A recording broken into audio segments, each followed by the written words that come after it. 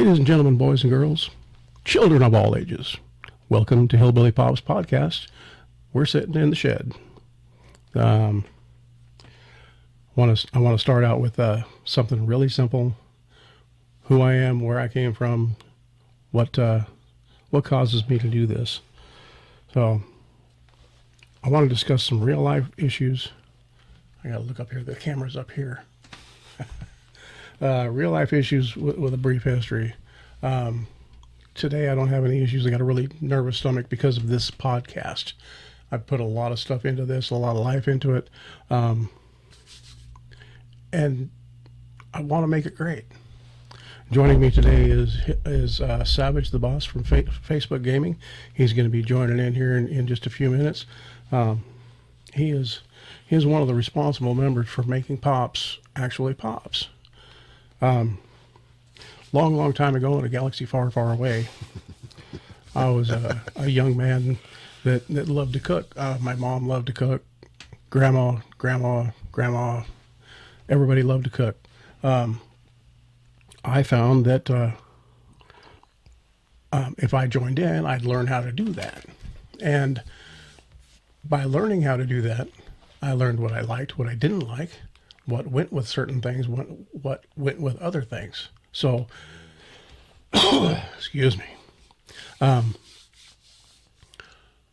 Through that, I found my passion for things that taste absolutely wonderful. So, when I say something tastes great, it tastes great to me. It doesn't have to taste great to you. But you got to give it a chance. I'm going to move this thing over here just a little bit like this. There we go. That's better. Like I say, I started out as a child loving to cook. Absolutely loving to cook. Early in life, I developed a taste for alcohol and illicit drugs. Yes, I'm a recovering alcoholic, recovering drug addict, no matter how you want to say it. Today I don't drink or use. It's been quite a number of years. And if you're out there and you think you may have an issue with it, you probably do, because normal people don't think they do. Seek help. Help's out there. Through all that, I still had the passion for food, for flavors, and everything that went along with it. Not so much a presentation, because something can look really good and be an absolute turd on the inside.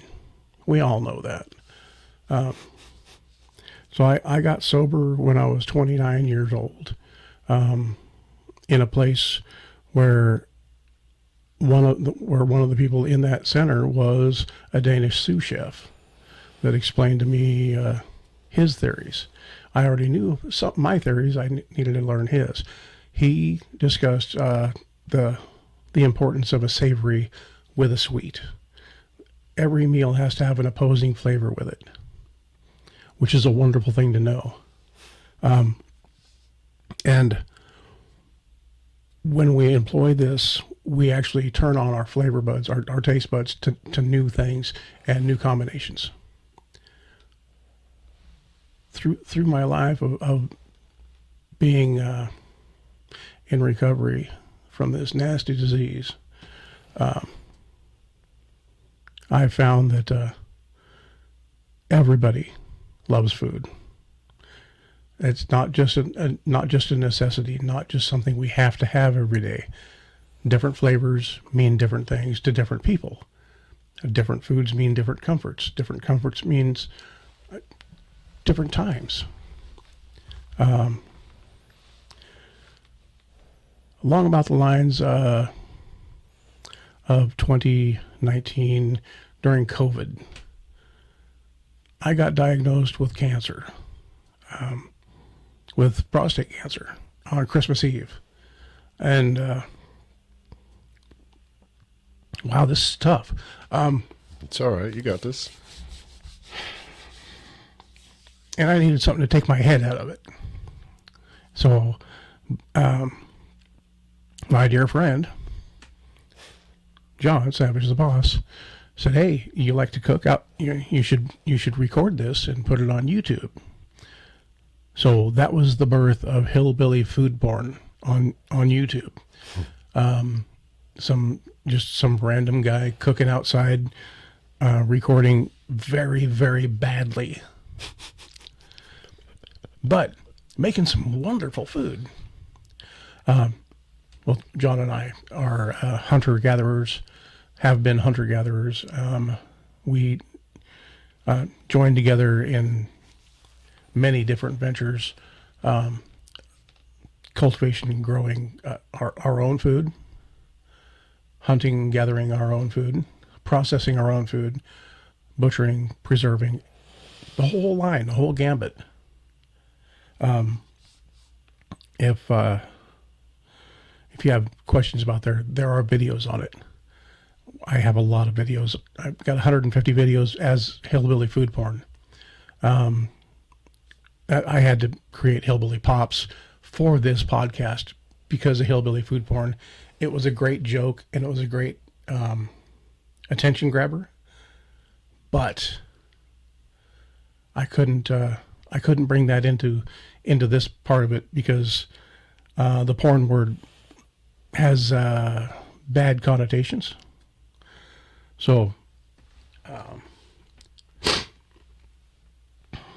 in that, it took my mind out of having cancer because during COVID, I couldn't get in for elective surgery, or what they call elective surgery. My treatment program, there was discussed was sit and wait for it to grow, radiate, and wait. Aggressively radiate and wait, but every one of them ended up with the same outline: surgery. So I had it removed. I had it surgically removed. I waited in 2020, waited 6-8 months, something like that, and got had it surgically removed. It's an abdominal surgery. It's not pleasant, but today I don't have cancer. It is 2024, and I don't have cancer anymore. Through that time, through 2020 up to now, I have developed HillbillyPops seasonings.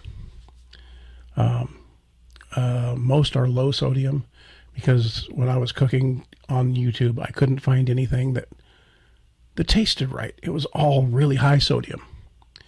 And nobody needs that in their life. I know it tastes great, but there's other flavors out there that we can delve into where we don't need the salt. And I end up using Himalayan pink salt as kind of a joke because I cooked a lot of venison, and you use Himalayan salt because I found Himalayan on the side of the road. Goes right with the hillbilly thing. Yep. So since then, I've developed 6 total flavors so far. 5 of those are low sodium. One of them is called salty garlic pepper. There's sodium in that one. It's in the name. But I also have a 0 sodium to counteract, to make up for that. Absolutely 0 sodium. It's the original flavor. You'll never miss the salt. I don't. My wife uses it when she cooks, when I allow her to cook. When I step out of the kitchen, she sneaks in and gets the chance to cook. She uses the 0 sodium, and I don't notice the difference. So it's an actual absolutely wonderful blend. Man, I really wanted to throw a shout out here to everybody that's involved with this. I do all the hands-on. I do all the mixing, all the bottling, and my wife and my son help with the labeling. But I have retailers out there. My very first actual retail outlet is SIO Mercantile and Hardware. Small town. They carry me on the shelf right above their Traeger seasonings, right above it. So I've got SIO Mercantile, Hangry Solutions Restaurant here in Lebanon, Oregon, Four Seasons Farmers Market here in Lebanon, Oregon. The Tannerite Sports Outlet Store in Eugene, Oregon. Sweet Home Meat Market and Smokehouse in Sweet Home, Oregon, and Oregon Heritage Farms in Beaverton. They all have my products on the shelves, and I am eternally grateful for that. They call when I check up on them. I'm not the merchandiser for by any means, but I check on them and I fill their shelves at a discounted rate. They sell the seasonings. They make money. They sell their products. They sell my products.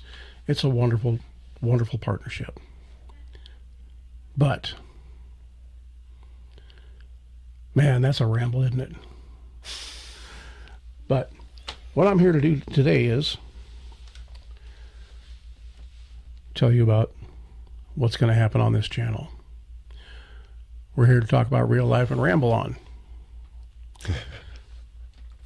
At this point, if you know who I am from Facebook or from the gaming community, Instagram, you know who this is. This is John. He goes by Savage the Boss from Facebook Gaming. We have known each other since John was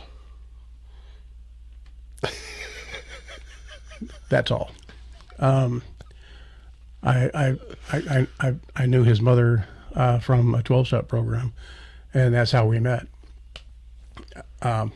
My boy that's out there trying to keep everything quiet out there, and John kind of grew up together. So, in all of that, we became friends. He's grown up. I've grown out, and I'm growing back in now. and he's growing back in. Yeah. So let's say I got a cheat sheet with my basics on here. Introduced Savage the Boss, and how long have we known each other? How many years? Let's see, that's 28 years now, 30 years now. So 29, almost 30 years, yeah. So we've known each other for 29, 30 years, and we've been friends for most of that. Yeah, most of it. Mostly the latter part of it. But there's a lot of life in the in-between there too. A lot of lessons have been learned, a lot of it around the dinner table or around a campfire or around a pickup bed or in the pickup cab, looking for that nourishment for ourselves or learning the lesson or gotta clean out the yard, or absolutely a lot of life in that 30 years and a lot of learning, growth, a lot of fantastic food too. Oh my goodness. We've always eaten great food together, whether it was over open flames or on the stove, didn't matter. And I think that's what real life's all about. Absolutely. Is bringing real food, real people, answering real questions with real answers. Right. Okay.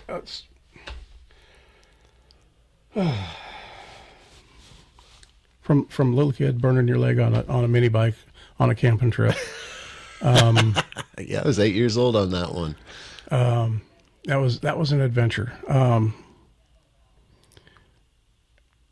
You became an internet influencer. Actually, you became a console gamer. Yeah. Playing console games. Yeah. Going from motorcycles to outside world to living wild and crazy and free and having food to and processing and gathering to being stuck in the city and being put in front of a computer or a console or given a controller to entertain myself. So yeah, definitely walked two very different walks of life in that last 30 years. Yeah, last 30 years, yeah. I think we all have. Right. that walk from when you picked up a controller playing the NES system, Atari, and Mm-hmm. I'm old. I go back to Pong, and Yeah, I remember he still had the console when I was a kid. Probably still has it somewhere, or at least a console of it. and I see them now, and they're going for hundreds of dollars. It's like, that doesn't make sense. So from that time, growing into how many followers did you have when you? At my peak, I think I hit about 9,500 followers on Facebook Gaming. In total, probably about 12,000 So of all my platforms. that's pretty darn good. That's really good.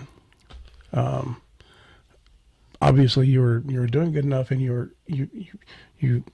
met enough people through that to get an idea of what's their likes and their dislikes, and was able to financially gain. Right. Yeah, I monetized. I figured out a way to be able to communicate with people, to monetize it, to show my value because of my audience. Not even me. I ultimately started doing it in the first place because gaming got boring. I didn't intend to be a social media influencer. That was never my goal. My goal was to self-entertain so that I could sit there and do something that I had a passion for.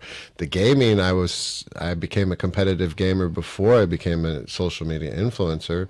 And the competitive gaming, I wasn't in the hemisphere of enough competitive gamers to elevate me to the next level or keep me interested in gaming. So I had to find a new way to enjoy an old passion. And so it was entirely for me. When I started creating my influence and my content, was merely so that I could have something else to do while I was gaming. So Lara's born a content creator. For me, yeah, that was my creation story. Is I was playing video games, and to me it was exciting, it was fun, it was playful, and I could go anywhere, anytime I wanted in the video game. But the video game by itself didn't offer any longevity in my life. It was consuming my time and not offering me anything except for the fun and excitement of what I was experiencing in the moments. So I felt like I could do something with my ability of time, attention, and otherwise that if I took that and created content with that passion for the gaming, that could potentially turn into something that I could spend my time doing something I loved. And that's a great thing, right there. I love your story and how all that became.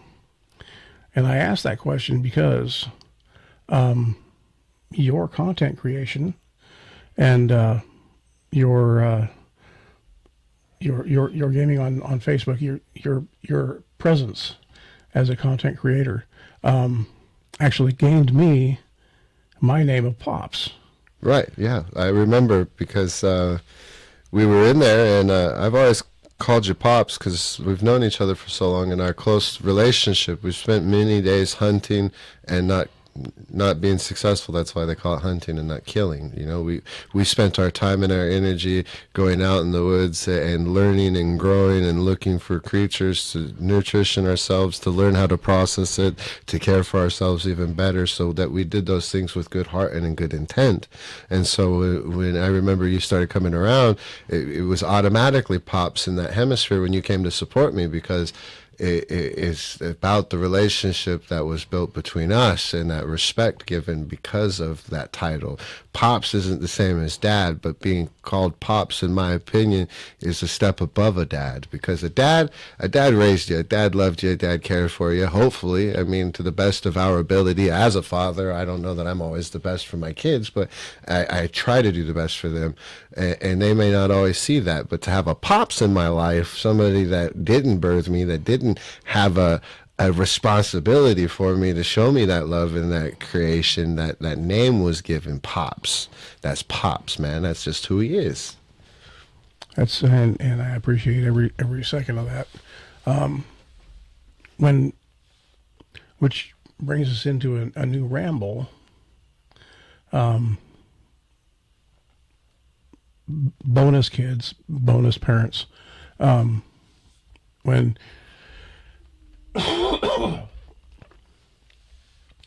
when I see fathers stepping up into places where dads fail, or dads stepping up where fathers fail, stepping into relationships and taking responsibility and taking kids under their wing. I'm in that situation. My oldest boys are not mine by blood, and I raised them. I have never used the phrase stepkids. I mean, I have a step ladder. I never knew my real ladder, so so I keep the step ladder out in the garage. Right. But when we step up and take responsibility for sharing what we know and passing our knowledge on, it's as old as time. The stories from the village elders, telling our stories, telling their stories, so that the young ones will learn.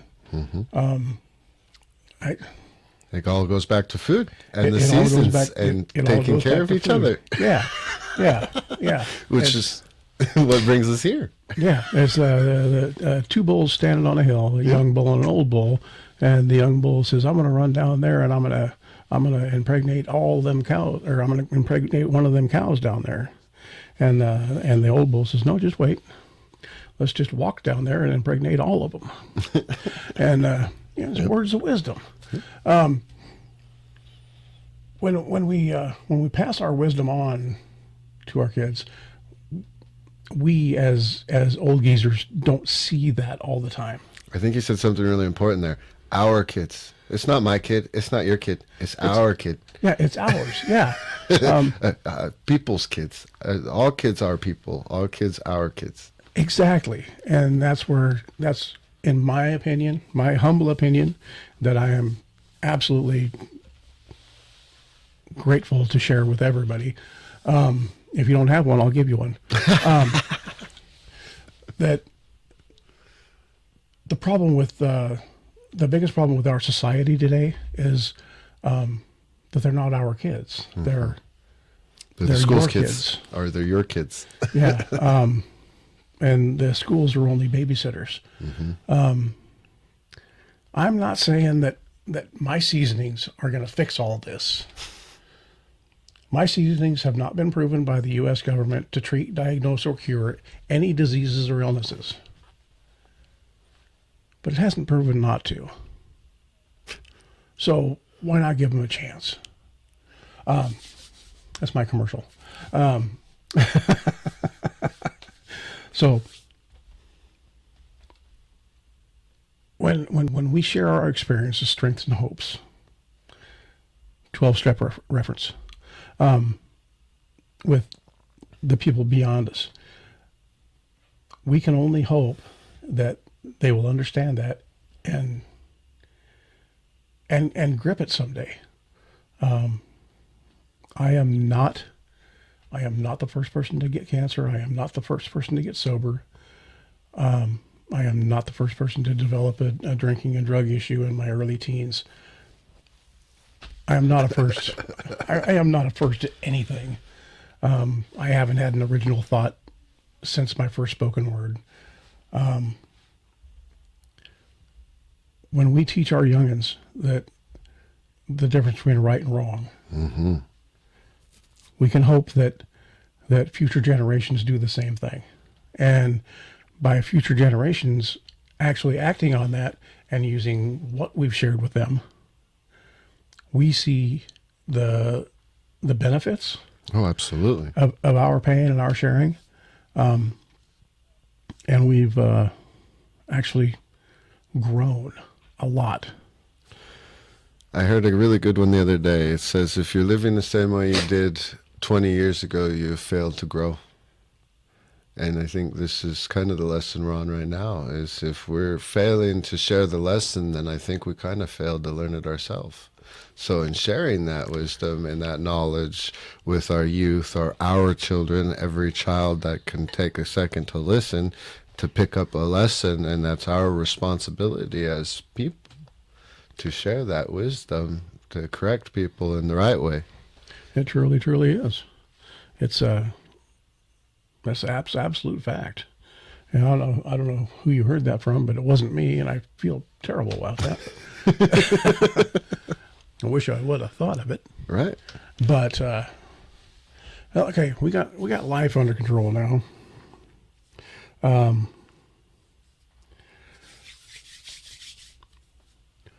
Growing up, what was your favorite food?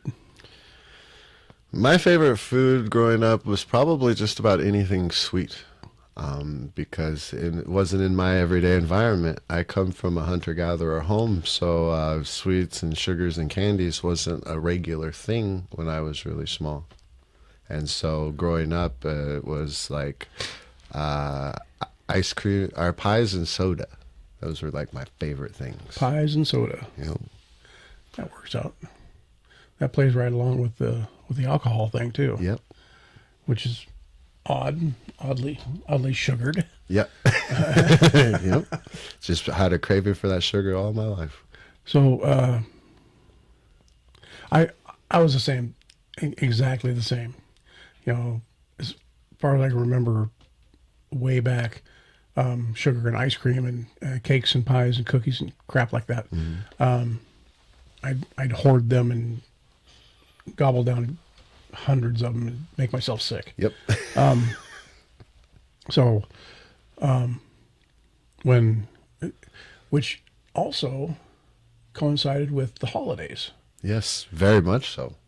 My mom and dad would have two parties a year. On the 4th of July-ish, and one Christmas through New Year's-ish. Right. They didn't drink the rest of the year. They didn't make cookies and pies and cakes and goodies the rest of the year. But I can guarantee on the 4th of July, there would be alcohol brought out from the walk-in liquor cabinet, and there'd be sweet iced drinks and blended stuff. And there would be pies and cakes and cookies and barbecue and roasted food and smoked food. There'd be all that. Yep. So I kind of click everything together like that. And the same thing with the Christmas-ish. I didn't look forward to the presents as much as the goodies. Right. Yep. The cut and loose because it was available for the first time in a long time. Yeah. I mean, every time I walk by a tray full of cookies, I can grab 4 or 5 of them. Right. Or the fudge, which is probably why I can't eat a whole lot of fudge now. Right. I can have one piece and it's like, oh yeah, I remember this. Yeah, that's enough. Yeah. That's way enough. And, I think that's an important lesson in food too that we should discuss, is that too much of a good thing's a bad thing. too much of a good thing is really a bad thing. And that goes for really anything. Yeah. It can relate to anything in this world. It really can. The gluttony thing. There's a book that has writings about gluttony and laziness, and maybe some of you have read it, but I know I've read it. I've read mine. And when it comes down to too much of a good thing, any good thing, too much of a bad thing, any bad thing. Our tolerances are different for goods and bads, but too much of anything always turns out to be bad. Well, that's why most of your seasonings are salt-free, right? Or Yeah, low sodium. low sodium. Because you get enough of that everywhere else. You don't need to add that in. You actually get it from every protein base. Every protein based meat has sodium in it already, Right. organically. Because they eat from the environment that has sodium in it, right? They eat from the environment, fish from the ocean, and chicken. Who would have thought chicken would have sodium in it? Well, chicken feed got sodium in it, so the Chicken- chicken got sodium, right? Chicken feed got sodium in it. The bugs they eat, the grass they eat. Sodium's a natural occurring thing. And we, as people with hearts and arteries and coffee and donuts and crap like that, we need to watch our intake of all that. Right. This is not a medical show. I'm not a doctor, and I don't even play one on weekends anymore.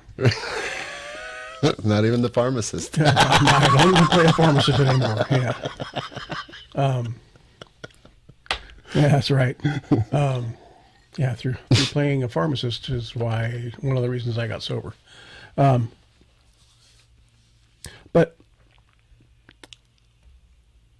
in the changing of what we've done in our lives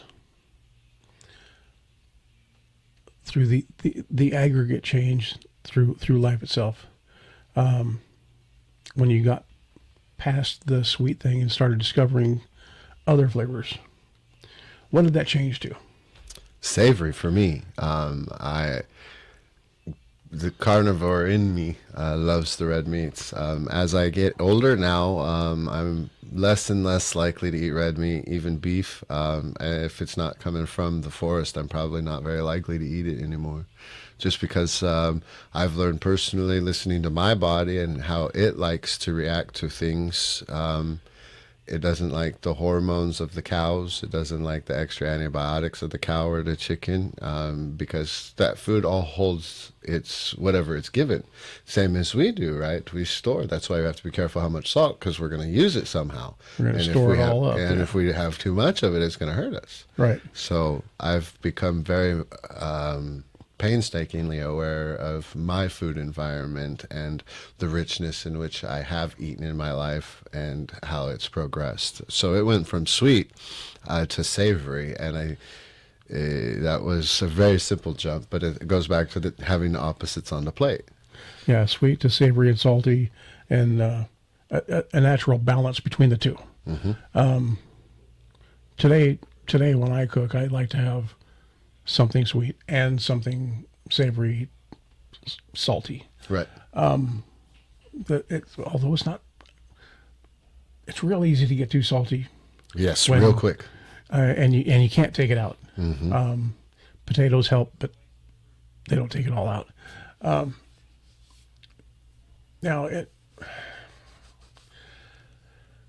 Here's a tough one. I gotta do one of these things here. That's okay. All right. What's your least favorite race? My least favorite race of... Well, that's a good question. Yeah. I mean, I don't like watching trucks race. I'm kind of into cars. Yeah. I like the little go-kart races. Those are cool. My least favorite race would probably be semi-trucks. Those guys are boring. Yeah. They're not very fast. Yeah, my least favorite race is the three-legged. The three-legged? Yeah, three-legged race. There's too many people involved and not enough legs. But I always want to throw a weird question in the middle of everything. So, take you out of headspace. Right. So you guys can't see this out here, but John's wearing some amazingly psychedelic shoes. It's very odd. Especially for me. Yeah, it's very, very different. Man, we've covered everything I had written down here in an hour. Yeah, in an hour. Well, a half hour, really. Yeah, a half hour. We started this in about 30 minutes or something like that. And I got my little time stamp down there. But I think this is going to be a wrap for this first episode. Thank you, John Savage, the boss. You can find him. I will be making content again. I'm just in a growing learning phase for my personal process at the moment, and so content has become less available to me time-wise versus what I have to share now. There you go. Translation, that means he's got a real job. Yeah. Yep. So you can find him. You will be able to find him Facebook Gaming. You can find past episodes of his ventures. Facebook Gaming. I'm pretty sure you can find him somewhere on Discord. Yep. Discord, YouTube, Facebook, Instagram. All that cool stuff. You can find Hillbilly Pops on Instagram, Facebook, YouTube. Pops the Hillbilly on X, formerly Twitter. I don't put a whole lot on there, but just because of the political thing,